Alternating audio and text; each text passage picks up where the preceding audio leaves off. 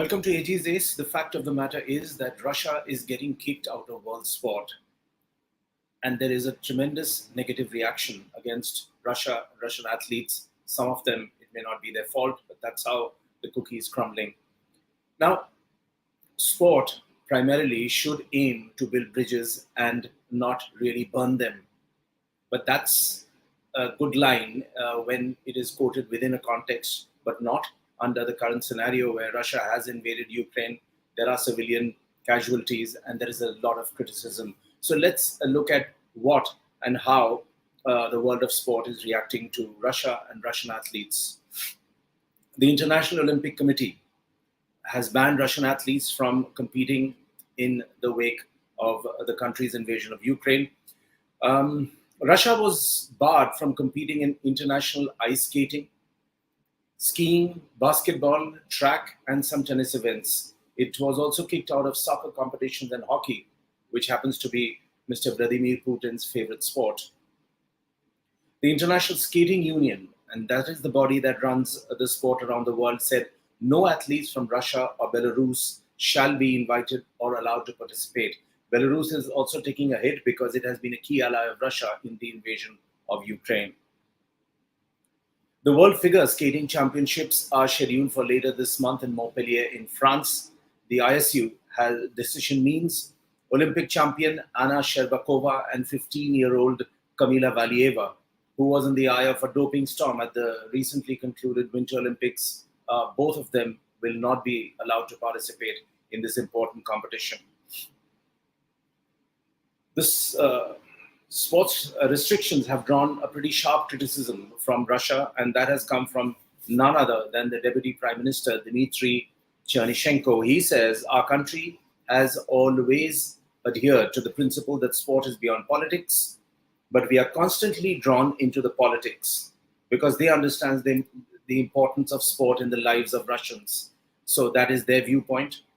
Russian and Belarusian tennis players, including top-ranked Daniil Medvedev, who is Russian, for them there is a glimmer of hope that they will still be allowed to play on the ATP and WA tours, but without national flags and at the Grand Slams. The Russians are also barred from team competitions like the Davis Cup and the Billie Jean King Cup until, of course, further notice. Now, here comes another big hit, which is that the FIFA and UEFA, they have banned all Russian football clubs and national teams from taking part in any world event. This means that the Russian men's team will not play their World Cup playoff matches next month, and the women's team have been banned from this summer's Euro 2022 competitions. Spartak Moscow have also been kicked out of the Europa League, and their last 16 opponents, RB Leipzig, will advance to the quarters. UEFA has also ended its sponsorship with Russian energy giant Gazprom. So the squeeze is happening on every front possible. Now, Scotland, Republic of Ireland, they have joined other nations, including England, Northern Ireland, and Wales, as well as Poland, the Czech Republic, and Sweden, in refusing to play against Russia. Manchester United has terminated its sponsorship deal with Russia's national airline Aeroflot, while Bundesliga club Schalke has cancelled its partnership with main sponsor Gazprom. In fact, even last week, they got their players to remove the logo of that company from their t-shirts. An interesting comment comes from Tottenham manager Antonio Conte, and I quote him, "The whole world has to be compact and show it is solid against the stupidity of the people." Spartak Moscow calls the decision upsetting and tweeting, "We believe that sport, even in the most difficult times, should aim to build bridges and not burn them." It is a good line, but it doesn't hold under such extraordinary and extenuating circumstances.